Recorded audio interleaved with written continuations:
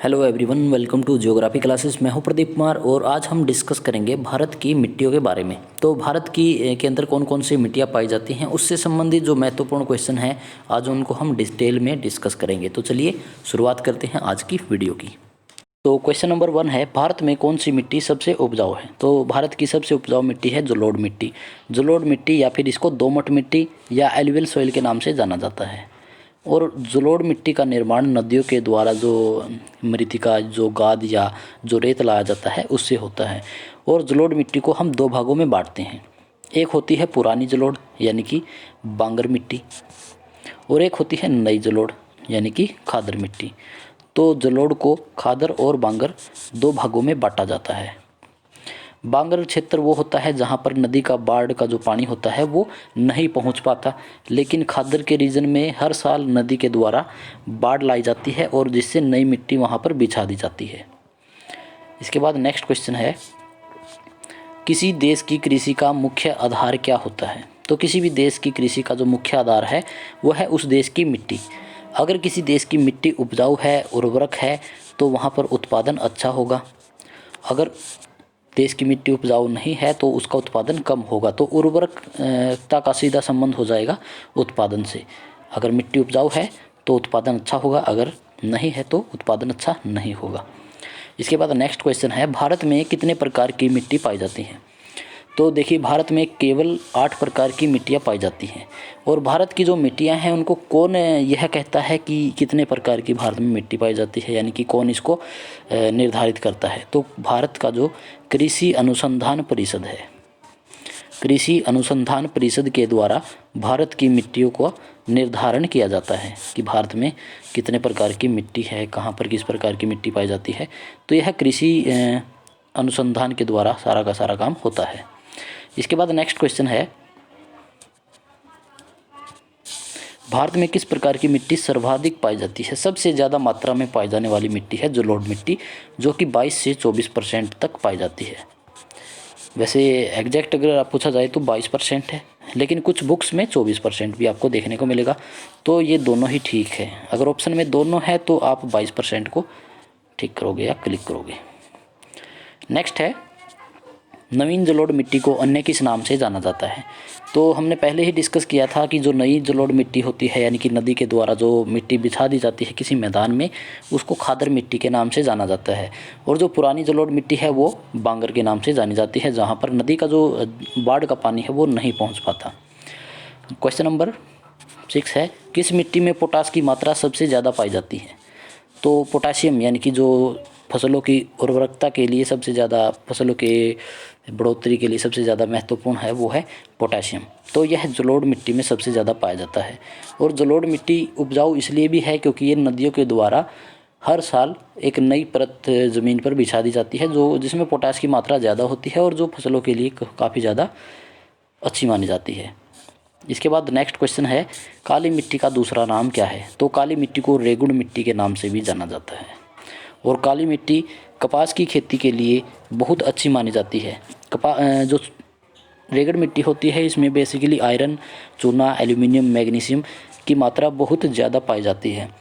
और काली मिट्टी का जो रंग है वो टिटेनीफेरस, ये किसका केमिकल होता है, टिटेनीफेरस, टिटेनीफेरस मैग्नीशियम के कारण इसका कलर ब्लैक होता है। तो ये क्वेश्चन ये भी आपको याद रखना होगा। इसके बाद नेक्स्ट क्वेश्चन है, काली मिट्टी किस फसल के लिए सबसे अधिक उपयोगी है। तो कपास की फसल के लिए काली मिट्टी सबसे ज़्यादा उपयोगी मानी जाती है। नेक्स्ट क्वेश्चन है, लाल मिट्टी का रंग लाल किसके कारण होता है।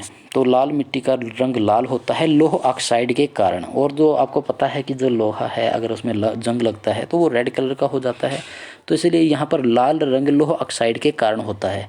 कई बार जल योजित जो होने के बाद लाल मिट्टी जब जल योजित हो जाती है तो यह पीली भी दिखाई देती है। तो इनकी लाल और पीली मिट्टी एक ही कैटेगरी में शामिल की जाती है या एक ही इसको कहा जाता है। यह लाल या पीली दिखाई देती है। किस मिट्टी में आयरन की व सिलिका की सबसे अधिक मात्रा पाई जाती है। तो लेटराइट मिट्टी में आयरन और सिलिका सबसे अधिक मात्रा में पाया जाता है। और जो यह मिट्टी होती है यह बेसिकली मानसूनी आर्द्रता एवं शुष्कता के परिवर्तन के परिणाम स्वरूप विशिष्ट परिस्थितियों में इसका निर्माण होता है। यानी कि जब शुष्क मौसम होता है या फिर आर्द्र मौसम होता है तो जलवायुवी कंडीशन के कारण इस मिट्टी का निर्माण होता है। नेक्स्ट क्वेश्चन है, चाय की खेती के लिए सबसे उपयुक्त मिट्टी कौन सी है? तो चाय की खेती के लिए लैटराइट मिट्टी सबसे ज़्यादा उपयोगी मानी जाती है। और लैटराइट मिट्टी सफ़ेद लैटराइट तथा भूमिगत जलवायवीय लैटराइट के रूप में वर्गीकृत इसको कर सकते हैं। यानी कि ये जो लैटराइट है उसको भी हम दो पार्ट में डिवाइड करते हैं। एक होती है सफ़ेद लैटराइट और दूसरी होती है भूमिगत जलवायवीय लैटराइट। सफ़ेद और भूमिगत जलवायवीय सैटेलाइट, तो दो पार्ट में हम लैटराइट मिट्टी को डिवाइड करते हैं। इसके बाद नेक्स्ट क्वेश्चन है, भारत के समस्त सफल भाग के कितने प्रतिशत भाग में जलोढ़ मिट्टी है? यानी कि भारत का जो समस्त सिंचित या कृषि के लिए सफल भाग है, जहाँ पर कृषि की जाती है, उसमें से कितने परसेंट भाग पर जलोढ़ मिट्टी देखने को मिलती है? तो उसमें से मैंने बताया था कि 22 से 24% तक इसमें मात्रा देखने को मिलती है। अगर आपसे एग्ज़ाम में 22 और 24 दोनों दे तो आप 22 को क्लिक करोगे, तो यानी कि 22 से 24% तक जो मिट्टी है वो जलोढ़ मिट्टी पाई जाती है। नेक्स्ट क्वेश्चन है, लावा के प्रवाह से किस मिट्टी का निर्माण होता है? तो देखिए, लावा जब निकलता है बाहर, कोई भी एक वोल्केनो जब पड़ता है तो उसमें से जो मिट्टी बनती है उससे काली मिट्टी का निर्माण होता है। बेसिकली जो लावा होता है वो गहरे रंग का होता है और जिससे बाद में जब वो सूख जाता है तो उससे काली मिट्टी का निर्माण होता है। और काली मिट्टी कपास के लिए बहुत ज़्यादा उपयोगी मानी जाती है। नेक्स्ट क्वेश्चन है, कौन सी मिट्टी जैव पदार्थों से भरपूर होती है? यानी कि इसमें जैविक पदार्थ सबसे ज़्यादा मात्रा में पाए जाते हैं, तो वो है काली मिट्टी। काली मिट्टी में ह्यूमस है या जो जैव पदार्थ होते हैं वो सबसे ज़्यादा देखने को मिलते हैं, बल्कि इसमें पोटाशियम की मात्रा इतनी ज़्यादा नहीं देखने को मिलती। लेकिन जो बाकी के मिनरल्स हैं जैसे मैग्नीशियम है, एल्यूमिनियम है, चूना है, ये सबसे ज़्यादा इस मिट्टी में पाई जाती हैं। इसके बाद है नेक्स्ट क्वेश्चन, किस मिट्टी का निर्माण बेसाल्ट चट्टानों के विखंडन से होता है? बेसाल्ट की जो चट्टानें होती हैं यानी कि हार्ड रॉक के टूटने से जो मिट्टी बनती है उसको काली मिट्टी कहा जाता है। जब वोल्केनिक इरप्शन होता है तो उससे जो चट्टानें बनती हैं वेदरिंग के कारण या इरोजन के कारण फिर ये जो चट्टानें हैं ये भी टूटना फूटना स्टार्ट कर देती हैं और इससे ब्लैक मिट्टी का फॉर्मेशन हो जाती है। नेक्स्ट क्वेश्चन है, किस मिट्टी में लोहे और एल्यूमिनियम के कण पाए जाते हैं? तो लोहे और एल्यूमिनियम के कण लैटराइट मिट्टी में पाए जाते हैं। जो गहरी लाल लैटराइट मिट्टी होती है उसमें लोह ऑक्साइड और पोटाश की बहुलता ज़्यादा पाई जाती है। जो यानी कि जो लाल लैटराइट मिट्टी होती है उसमें पोटाश और लोह ऑक्साइड, यानी कि इसमें एल्यूमिनियम भी है, पोटाश भी है और लोह ऑक्साइड भी हैं, ये सब इसमें देखने को मिलते हैं। ये है लाल लैटराइट मिट्टी या लैटराइट मिट्टी। नेक्स्ट क्वेश्चन है जिसमें पूछा है, किस मिट्टी में कृषि के लिए चाय की आवश्यकता नहीं पड़ती? यानी कि यहाँ पर सिंचाई की आवश्यकता नहीं पड़ती। यानी कि ऐसी कौन सी मिट्टी है जिसको सिंचाई की ज़रूरत नहीं पड़ती? तो वो है काली मिट्टी। काली मिट्टी में ज़्यादा सिंचाई की ज़रूरत नहीं पड़ती।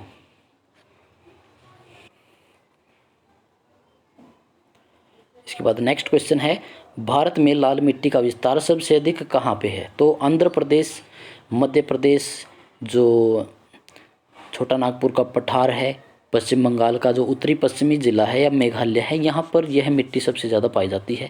लेकिन इन सभी में सबसे ज़्यादा आंध्र प्रदेश में देखने को मिलती है। यानी कि आप कह सकते हैं कि जो छोटा नागपुर प्लेट्यू रीजन है, उड़ीसा है, आंध्र प्रदेश है, मध्य प्रदेश है, पश्चिम बंगाल का जो उत्तरी क्षेत्र है और जो मेघालय की गारो खासी और जयंतिया की पहाड़ियाँ हैं, यहाँ पर भी यह मिट्टी पाई जाती है।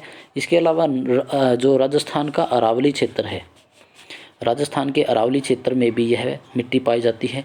कुछ एक मात्रा में महाराष्ट्र, तमिलनाडु और कर्नाटक के कुछ भागों में भी यह मिट्टी देखने को मिलती है। तो यानी कि कह सकते हैं कि जो रेड सॉइल है वो काफ़ी बड़े एरिया में देखने को मिलती हैं। लेकिन सबसे ज़्यादा अगर पूछा जाए तो यह है आंध्र प्रदेश या AP। नेक्स्ट क्वेश्चन है, धान की खेती के लिए कौन सी मिट्टी उपयुक्त होती है? तो धान की खेती के लिए सभी जानते हैं कि जो जलोढ़ मिट्टी या दोमट मिट्टी या एलुवियल सॉइल सबसे ज़्यादा इम्पोर्टेंट होती है, क्योंकि यह रेतीली होती है और इसमें खेती, धान की जो खेती है या चावल की खेती है वो सबसे ज़्यादा अच्छी इसी मिट्टी में देखने को मिलती है। इसलिए जो पश्चिम बंगाल का रीजन है वहाँ पर जो जलोढ़ मिट्टी है, या बिहार का रीजन है, उत्तर प्रदेश है, तो यहाँ पर धान की फसल अच्छी देखने को मिलती है। नेक्स्ट क्वेश्चन है, रेगड़ मिट्टी सबसे अधिक किस राज्य में पाई जाती है? तो रेगड़ मिट्टी का सबसे ज़्यादा जो सांद्रण है वो है महाराष्ट्र के अंदर। महाराष्ट्र में सबसे ज़्यादा मात्रा में यह मिट्टी पाई जाती है। नेक्स्ट है, मृदा अपरदन को कैसे रोका जा सकता है? तो देखिए, मृदा अपरदन को सिंपल सी बात है, वन रोपण के द्वारा रोका जा सकता है। वनों को हम अगर एक मेड़बंदी करें, जैसे खेतों में की जाती है, या जो कोई भी क्षेत्र है जहाँ पर हवा ज़्यादा चलती है या जहाँ पर वर्षा का जल बहुत ज़्यादा आता है, तो जहाँ पर वर्षा होगी वहाँ पर तो ऑटोमेटिकली आपकी जो घास है या पेड़ पौधे हैं वो उग जाते हैं।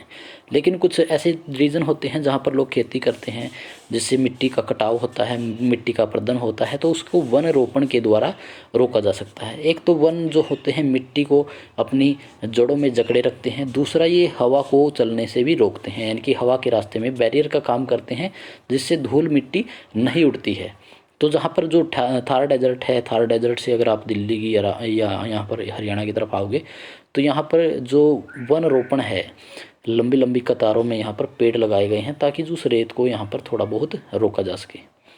तो वन रोपण के द्वारा मिट्टी के अपरदन को रोका जा सकता है। नेक्स्ट क्वेश्चन है, किस प्रकार की मिट्टी में जिप्सम का प्रयोग करके उसे उपजाऊ बनाया जाता है?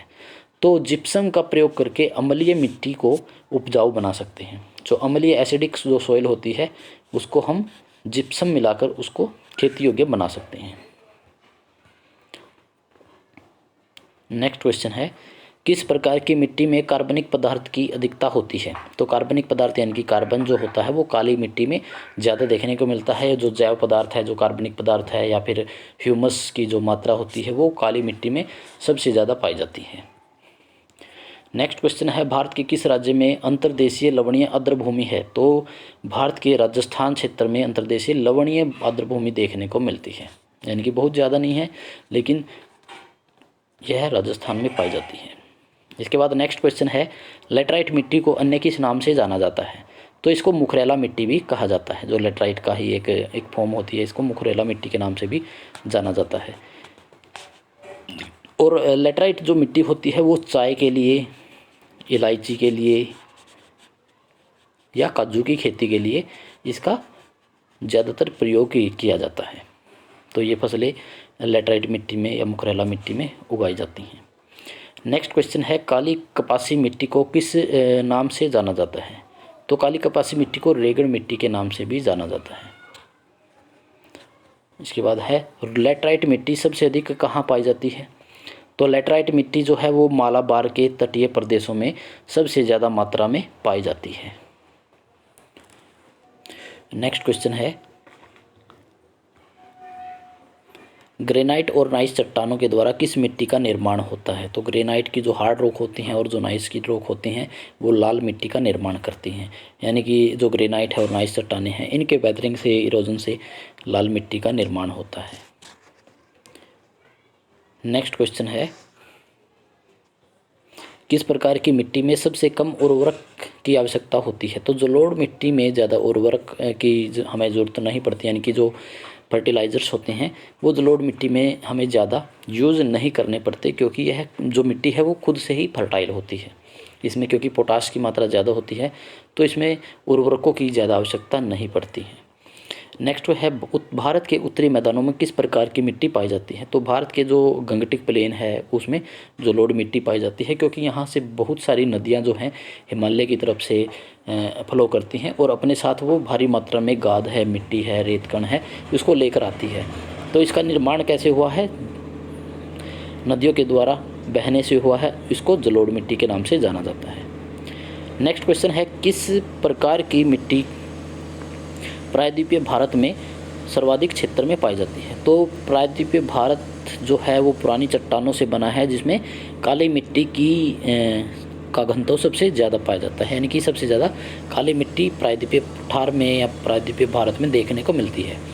नेक्स्ट क्वेश्चन है, पुरानी जलोढ़ मिट्टी को नए किस नाम से जाना जाता है? तो पुरानी जलोढ़ हो जिसको बांगर के नाम से जाना जाता है। बांगर वो रीजन होता है जहाँ पर जो बाढ़ का पानी है वो नहीं पहुँच पाता, और इसलिए इसको पुरानी मिट्टी भी कहा जाता है, क्योंकि जो एक बार जो मिट्टी बिछ गई है तो दोबारा अगर नदी वहाँ पर नहीं पहुँच पाएगी तो वो मिट्टी पुरानी ही कही जाएगी, तो इसको बांगर मिट्टी के नाम से जाना जाएगा।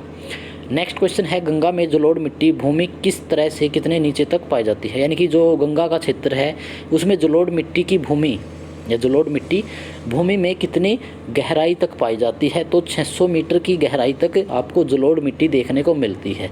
क्योंकि यहाँ पर पहले क्या होता था आपको पता होगा, अगर आपने भूगोल के जो कॉन्टिनेंटल थ्योरी है उसको पढ़ा होगा, तो इसमें यहाँ पर पहले एक सी होता था जिसका नाम था टैथिज सी।